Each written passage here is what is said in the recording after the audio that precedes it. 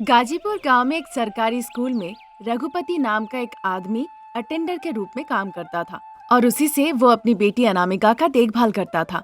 साथ ही साथ वो अनामिका का रिश्ता भी देख रहा था ताकि किसी के हाथ उसे सौंप के वो अपनी जिम्मेदारी पूरी कर सके। अनामिका की माँ नहीं थी, इसीलिए वो अपने पिता को अकेले छोड़ के जाना नहीं चाहती थी और इस बात को लेकर वो बहुत परेशान थी। पिताजी, आप मुझे शादी देकर क्यों भेज देना चाहते हैं? तुम एक लड़की हो और उम्र हो जाने के बाद लड़की अगर माँ बाप के यहाँ रही तो कटु वचन सुनना पड़ता है। मैं एक पिता हूँ। लोग ये कहकर मजाक उड़ाते हैं कि बाप होकर भी कोई जिम्मेदारी नहीं। इसका मतलब है आप मेरे लिए नहीं जी रहे हैं, आप पूरी दुनिया के लिए जी रहे हैं पापा। वो बात नहीं है बिटिया, अपनी बिटिया के लिए ही मैं जी रहा हूँ। अगर तुम चाहो कि दुनिया कहे कि तुम्हारा पिता शादी देने के लिए असमर्थ है तो तुम रह सकती हो। तुम्हारे पिताजी असमर्थ नहीं है कि तुम्हारी शादी नहीं दे सकते।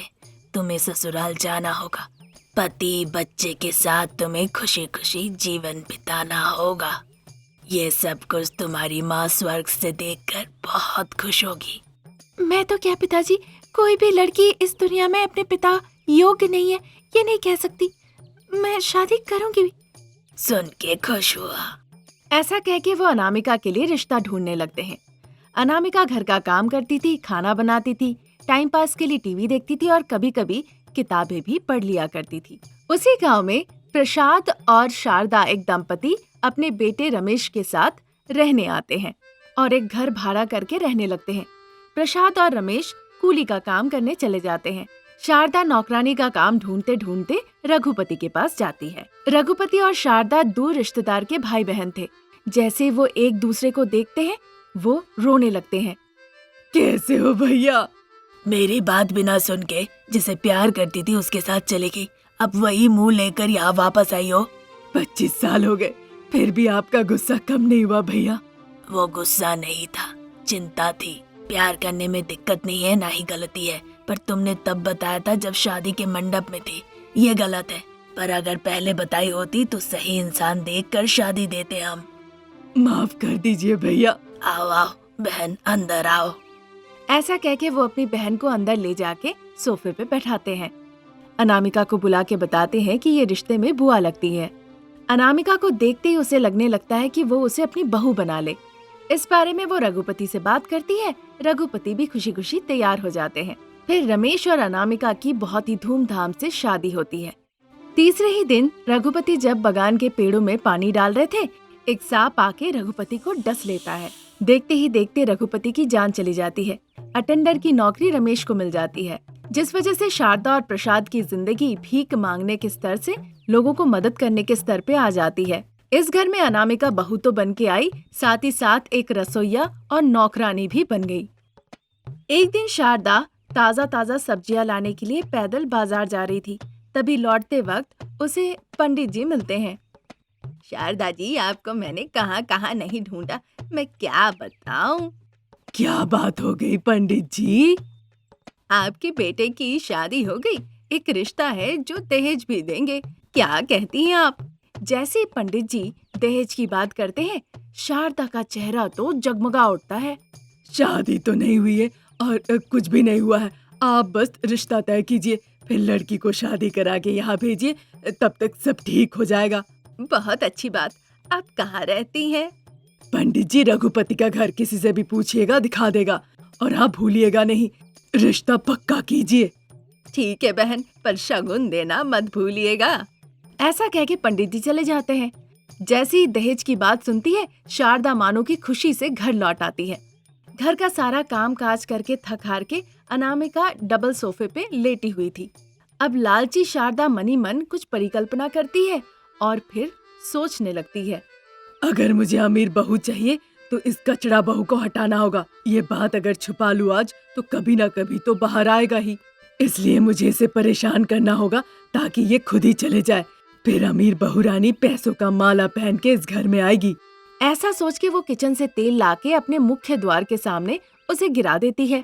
फिर जैसे उसे कुछ पता ही ना हो, वो गुस्से से अनामिका के पास जाती है जो कि सो रही थी और जाके एक थप्पड़ लगाती है। हड़बड़ा के अनामिका उठ के रोने लगती है। अरे कलमुही, मैंने क्या कमी छोड़ी है तुम्हारे लिए? फिर भी दरवाजे के सामने तेल डाल के मुझे गिरा के मारना चाहती हो? अरे रे नहीं सासू माँ, आप ऐसा क्यों कह रही है? और मैं आपको मारने की क्यों कोशिश करूंगी? और क्या बचा है जायदाद? अगर मैं सांप से कटवा के तुम्हारे पिता को मरवा सकती हूँ तो तुम भी तो दरवाजे के सामने तेल गिरा के मेरी जान लेके जायदाद हड़प सकती हो। ऐसा कहते कहते शारदा अपना जीभ काटती है। अनामिका ये सब सुन के बड़ा आश्चर्य होती है। मतलब आपने सांप से कटवा के मेरे पिताजी की जान ली, वो भी जायदाद के लिए? छी, आपको तो सासू माँ कहने से भी मुझे आज शर्म आ रही है। अब तुम यहाँ नहीं रह सकती। ऐसा कह के वो अनामिका को एक लात मारती है और अनामिका धड़ाम से जाके गिरती है, जिससे अनामिका को बहुत चोट लगती है और अनामिका दर्द के मारे रोने लगती है। फिर गुस्से में तमतमाते हुए शारदा अनामिका के पास आके कहती है, तुम मुझे मारना चाहती हो? अब तुम इस घर में नहीं रह सकती। ऐसा कह के शारदा अनामिका के बाल खींचते हुए उसे दरवाजे के पास ले जाती है। तभी अनामिका के पति रमेश घर आते हैं। माँ को पत्नी के बाल खींचते हुए इस तरह बाहर ले आते देख उसे बहुत बुरा लगता है। जल्दी से अनामिका को माँ के हाथों से छुड़ाता है और फिर उसे उठने में मदद करता है। क्या हो गया माँ, तुम अनामिका को इस तरह क्यों मार रही हो? तुम उसकी सास होने से पहले तुम उसकी बुआ हो, कम से कम ये बात तो याद रखो, फिर भी तुम उसे पीटी जा रही हो। इसमें मारना नहीं, उसकी जान ले लेनी चाहिए। वो दरवाजे के सामने तेल गिरा के वो मेरी जान ले लेना चाहती है, समझे? ये कहकर वो दरवाजे के सामने तेल दिखाती है। अनामिका, तुम बेडरूम में जाओ। अनामिका अपने कमरे में जाकर रोने लगती है। फिर शारदा पूरी कहानी उसे बताती है। अरे माँ, तुमने ये बात उसे क्यों कह दी? क्या उसे पता चल गया कि ससुर जी की जान लेने में मेरा भी हाथ है? नहीं बताया ना? इससे पहले कि वो सब जान जाए हमें उसे मार देना होगा। बेटे के मुंह से ऐसी बातें सुन के शारदा बहुत खुश हो जाती है। आगे हमें पता चलेगा कि इनके हाथों में अनामिका की जान कैसे जाती है। एक गांव में शारदा नाम की एक धर्म माता थी जो कि अच्छी बुराई का ज्ञान देती थी। घर में उसकी 2 बहुएं थी, अनामिका और श्रीवल्ली। शारदा उन दोनों को एक साथ देखना बिल्कुल पसंद नहीं करती थी। वो एक साथ काम कर रही है, मजाक कर रही है, ये देख के उन्हें बुरा लगता था। वो चाहती थी कैसे भी करके उन दोनों के रिश्ते को खराब कर दे और 2 परिवार में वो बांट दे। सोचती है सही समय देखकर वो अपने पति को ये बात बताएगी। शारदा के पति प्रसाद बिल्कुल उसी समय घर के बाहर एक चेयर लगा के ठंडी ठंडी हवा में बैठ के रेडियो में पुराने दिनों के गाने सुन रहे थे। तभी वहाँ पे शारदा आती है। अरे शारदा, आज उपदेश देने के लिए नहीं जाना है, घर पर ही हो? आज तो घर पे ही उपदेश देना है, इसीलिए आपके पास आई हूँ सलाह लेने। घर संभालना तो तुम्हारे लिए कोई नई बात नहीं है। जिस दिन से शादी हुई है उसी दिन से कर रही हो। तब बहू बन के चलाती थी, अब सास बन गई हूँ ना। ओहो, तो इसमें फर्क है। बहू के बातों से माँ पिताजी को बुरा लगता था, मैं तो घर से दूर रहता था। अब सास की बातों का सम्मान करने वाला कौन रह गया? आपकी बहू है। पागल हो गई हो क्या? जो बात बाहर कहना था वो यहाँ कह रही हो। ये सब जो बाहर दिखाना चाहिए था अब तुम बहुओं के ऊपर दिखा रही हो। ये बाहर की बातें नहीं है, कर्तव्य बाहर के लिए नहीं होती है, बहुओं के लिए भी होती है। शारदा जब इस तरह से कह रही थी, शारदा की बातें जब खत्म भी नहीं हुई, प्रसाद मुस्कुरा के कहते हैं, देवरानियां नहीं है, देवियां है, हमारे घर आई है। एक लक्ष्मी है और एक दुर्गा माँ है। माँ बाप अलग हो सकते हैं, कहीं और पैदा भी हो सकती है, पर वो दोनों बहुएं हमारे घर में बहनों की तरह रहती है, मिलजुल के काम करती है, हमें माँ पिताजी जैसा देखभाल करती है। और हमें क्या चाहिए? दोनों बहुओं का अलग अलग परिवार होना चाहिए। इस मामले में आप मदद करेंगे क्या? बस बताइए। सिर्फ अभी नहीं, रात के 2 बजे भी तुम उठा के अगर पूछोगी ये सवाल तो मैं तभी भी ना ही कहूँगा। ये गांव वाले सीधे साधे हैं, इसीलिए तुम्हारा खेल चल रहा है। हमारी बहुएं अक्लमंद है, तुम्हारा परिवार अलग करने वाला ये खेल उन पे नहीं चलने वाला, खुद ही देख लो। प्रसाद इस तरह से उसे चैलेंज करते हैं। ये सारी बातें सुन के शारदा कुछ नहीं कहती है और वहाँ से चली जाती है। प्रसाद फिर से गाने सुनने में व्यस्त हो जाते हैं। अब अंधेरा छा चुका था। दोनों बहुएं अनामिका और श्रीवल्ली खेत गई थी काम करने के लिए। लौटने के दौरान एक टोकरी सब्जी और दूसरी टोकरी में साग ले आती है। इधर सासू माँ शारदा घर पे सोफे पे राजमाता की तरह बैठी थी। क्या बात है बहू, आज देर हो गई? बहुत घास हो गए थे, उन्हें निकाल के सब्जियां लगाने में थोड़ी देर हो गई माँ जी। अरे श्रीवल्ली, तुम्हें तो जल्दी आना चाहिए था। मैं साग काटने गई थी सासू माँ। आपने कल दीदी को कहा था ना पालक दाल बनाने के लिए। दीदी ने मुझे कहा था, इसीलिए पालक लेने चली गई थी। शारदा पीठ पीछे कुछ कहे ऐसा दोनों बहुओं ने कोई मौका ही नहीं दिया और सीधा किचन में चली गई। फिर शारदा मनी मन सोचने लगती है, कल रविवार है, दोनों बेटे ही घर पे रहेंगे, परिवार को बांटने के लिए कल बात करना होगा। ये सोचकर वो टीवी ऑन करके देखने लगती है। पूरा दिन खेत में काम करने के बाद दोनों बहुएं बहुत थक जाती थी, इसीलिए अपने थकावट को कम करके घर का काम काज करने के लिए वो किचन में एक दूसरे के साथ मजाक मस्ती करती थी। अनामिका खाना पका रही थी और श्रीवल्ली बर्तन धो रही थी। बहुओं की हंसने की आवाज शारदा को बर्दाश्त नहीं हो रही थी, तो वो टीवी की आवाज जोर कर देती है। उस आवाज को सुन के बहुएं और तेज तेज हंसने लगती है। अब शारदा और तेज कर देती है। उस तेज आवाज से पूरा घर कांपने लगता है। ये सब सुन के और उस कंपन को महसूस करते हुए प्रसाद, जो बाहर में बैठ के पुराने गाने सुन रहे थे अपने रेडियो में, वो भागते हुए घर के अंदर आते हैं। शारदा, शांत हो जाओ, शांत हो जाओ, थोड़ा धैर्य रखो। पहले उन दोनों बहुओं को हंसने से मना करो। इसके बाद प्रसाद भागते हुए किचन में जाते हैं और देखते हैं दोनों बहुएं जोर जोर से हंस रही है। उन्हें देखकर वो भी हंसने लगते हैं। उन्हें चुप करने को कह के वो वापस लौट आते हैं। फिर शारदा वॉल्यूम कम करती है। प्रसाद को ऐसा लगा कि एक बड़ा सा तूफान आके गुजर गया हो।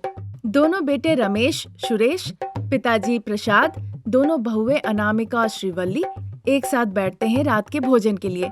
शारदा कहती है कि उसे भूख नहीं है और चली जाती है सोने के लिए। अगले दिन शारदा और प्रसाद एक डबल सोफे के ऊपर बैठे हुए थे। दोनों भाई अलग अलग सिंगल सोफे पे बैठे थे और दोनों बहुएं एक दूसरे का मुंह ताके जा रही थी। हर सास ससुर यही चाहते हैं कि उनकी बहुएं उनके घर में उनके साथ एक साथ रहे, पर तुम्हारे साथ क्या हो गया है? तुम परिवार को तोड़ना चाहती हो। अगर तुम लोग एक साथ रहोगे तो कोई उन्नति नहीं होगी, पर अलग अलग रहोगे तो अपना घर होगा, जायदाद होगा, अपनी अपनी गाड़ियाँ होगी। इसका मतलब अब तुम्हें गाड़ी चाहिए। ठीक है, कल कार लेने के लिए मैं लोन ले लेता हूँ। ठीक है, तो मैं एक ड्राइवर रख लेता हूँ, हर महीने उसे तनख्वाह दूंगा। तुम लोगों को जहाँ जाना है जाओ, हम इस बारे में तुमसे कभी पूछने भी नहीं जाएंगे। उन्होंने जो भी कहा शारदा वो सुन ही नहीं रही थी। फिर दोनों बहुएं जाके उन्हें समझाती है, फिर भी शारदा मान ही नहीं रही थी। पति प्रसाद ने भी बहुत कोशिश की, पर शारदा में कोई परिवर्तन नहीं आया। उन्होंने हर चीज का समान हिस्सा कर दिया। तभी बड़ी बहू रानी को एक मजेदार तरकीब सूझी। फिर देर किए बिना वो जाके अपनी देवरानी को बताती है। दोनों बहुएं सास के 2 हाथ और 2 पैर पकड़ के उन्हें टांगते हुए घर के बाहर लेके जाती है। अरे बहू रानी, सासू माँ को इस तरह कहाँ लेके जा रही हो? घास काटने वाले मशीन के पास। ये सुन के शारदा के दिमाग में मानो सन्नाटा छा जाता है। घास काटने की मशीन के पास क्यों बेटा? अरे पिताजी, सासू माँ ने पूरे परिवार को 2 हिस्से में बांट दिया है ना, इसीलिए। तो फिर अलग होने के लिए आप तैयार नहीं है, पर सासू माँ हो गई है, इसीलिए हमने सोचा माँ को बीच से काट के ऊपर वाला हिस्सा मैं रख लूंगी और नीचे वाला बहन रख लेगी। आप क्या कहेंगे पिताजी? ये सुनकर प्रसाद उनकी बहुत प्रशंसा करते हैं। आहा, बहुत बढ़िया बेटा, तुम लोगों का तो जवाब नहीं। बहुओं की ऐसी बातें सुन के शारदा कहने लगती है, हाय भगवान, ये बेवकूफ बहुएं ऐसा कर भी सकती है। फिर श्रीवल्ली जो सासू माँ के पैर पकड़ी हुई थी, शारदा अपने पैर से उसे एक लात मारती है। फिर वहाँ से उतर के अनामिका के हाथ से वो भाग निकलती है। ये देखकर सभी हंसने लगते हैं।